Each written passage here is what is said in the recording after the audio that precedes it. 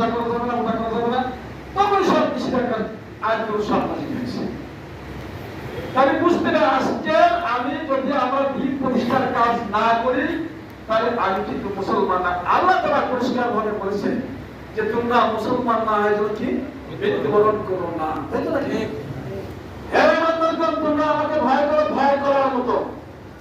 আর ইমানদারদেরকে বলছে আর তোমরা মুসলমান না হয়ে মৃত্যুবরণ করো না, তাহলে কি আল্লাহ তাআলা কি সংকেত দিলেন? মুসলমান শোনা জিনিস না, আমরা সুজাই নিয়েছি নাকি?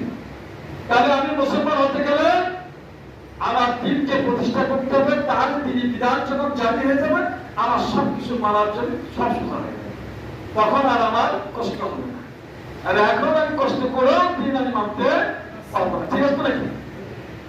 আমি এই কথা আমার সামনে আমার সময় যাচ্ছে, আসলে কোনো কি কথা বলবো? হ্যাঁ, আমরা শেষ বক্তব্য কিছু তাহলে আমি শেষ করছি। আমি একটি কথা আপনাদের সামনে নিয়ে যেতে চাই। আপনারা জানেন, আপনারা সবাই ইতিহাস জানেন, সিরাতের মাস গেছে, সিরাত বিষয়ে অনেক আলোচনা হয়েছে। সিরাত বলতে একটা বিষয় এক কথা শেষ করবো ইনশাআল্লাহ।